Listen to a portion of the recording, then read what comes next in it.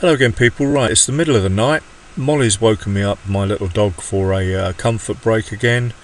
So I decided to have a look at gold. Gold's always good for a little scalp during the night. As you know, if you've followed me followed my previous videos, I haven't got the Asian range block or box on here at the moment, but because I find it probably confuses charts when I'm posting them on Twitter or making a video, so apologies for not having that on here if that's what you want to see. But the Asian range, we know gold has to make a range, and as such we can sort of preempt if we have a small range, go for a larger range as it were, go for the trade.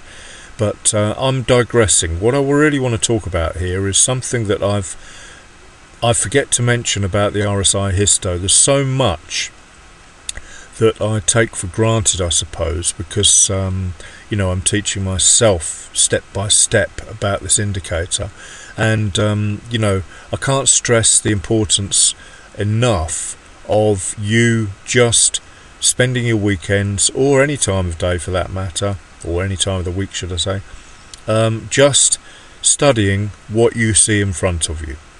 So this is a different phenomena that I've never mentioned on the videos, and it's just about eyeballing what has happened very, very recently. So we can clearly see, for example, on the H4 chart, that the RSI, and we're talking about the RsiHisto predominantly here, not too worried about what the candles are telling me. That's all sort of old hat, as it were. It's been talked about 1,000 million times on videos, and I suggest you watch them to understand what I talk about with the 3 candle reversals.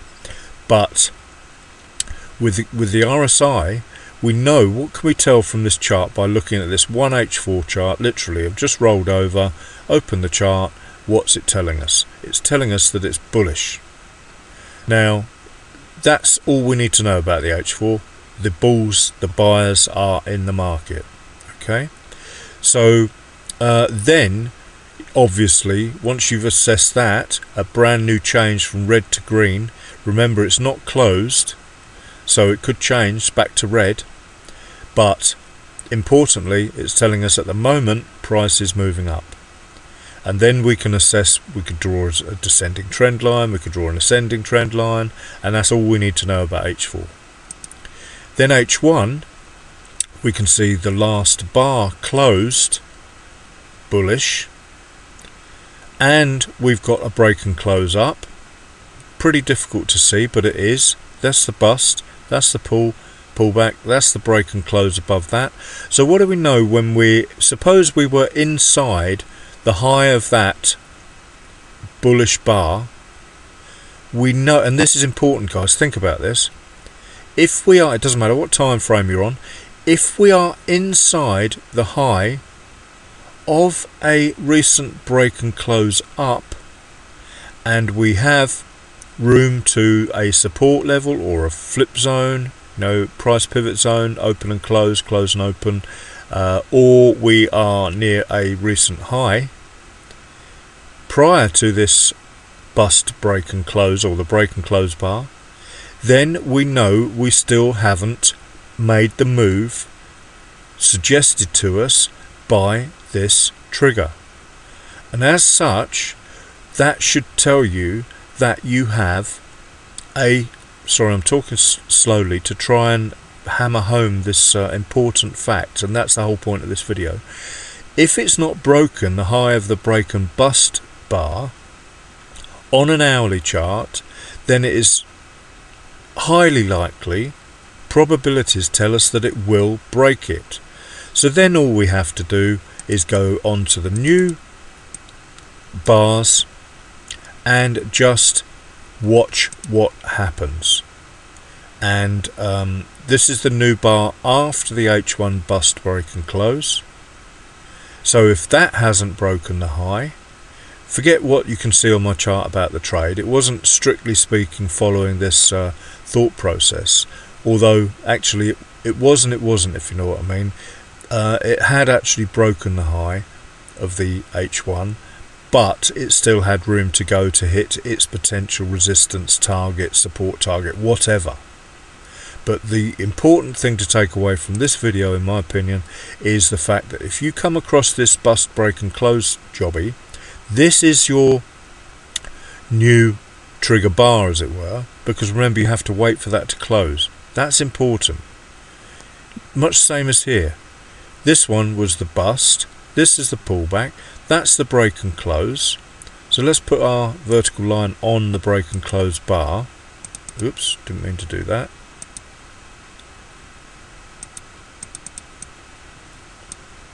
There. So you're at this point here. That's where the bar closed, remember. Not the high, it's the close. That's the close, that's the close. Lo and behold, what happens? In the next bar, we bust through the close of that bar. And that's what I'm talking about over here, guys. This level here, the close of the bar, the flat bit, if you're not really familiar, this flat bit here, not the wick, the close of the bar, is the point that we want to trade the breakout of. So if you've just had that, but you're still below that level because you've had a pullback, then you are good to go using the lower time frames to attack that level. Let's draw it on actually.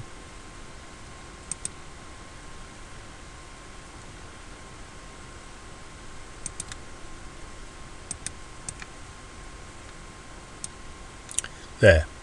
So I'm talking about that level there. So if you're below that level or on that level, when you open your next bar, then it stands to reason that you're waiting for the trade to actually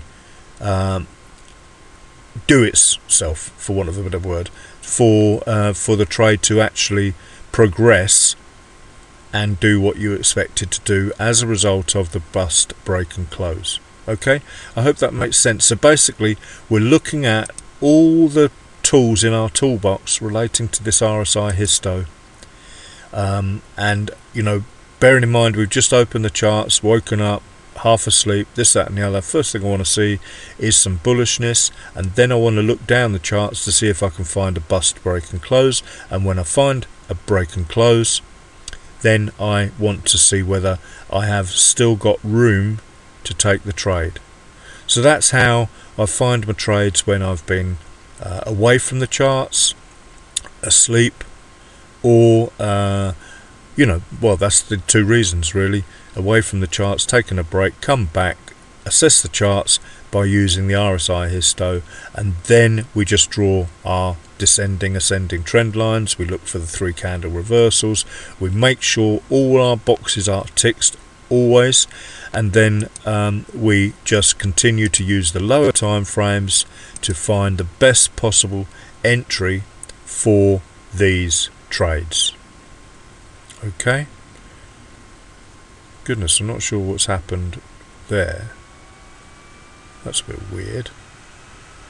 Anyway, how strange. Oh no, it's hidden by the blue. What's it? I was looking at this break in that line there, dotted line, and couldn't understand why we had a break, but it's because it's behind there, isn't it? So yeah, so break of the 20 level was my reason for entering that trade. Okay, pullback, bust, pullback, break and close, waited for the break of the 20 level, or actually it might well have been that I just came into the trade, did my assessment, and rather than take it there, just took it a little bit late because of timing issues, whatever, dog, comfort break, you name it, it could have been anything. But as you can see, the top-down analysis of the RsiHisto is what is important.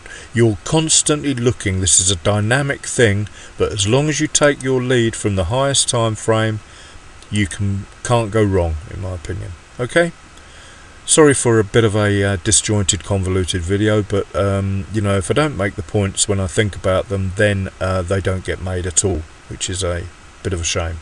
Thanks for watching, have a good day.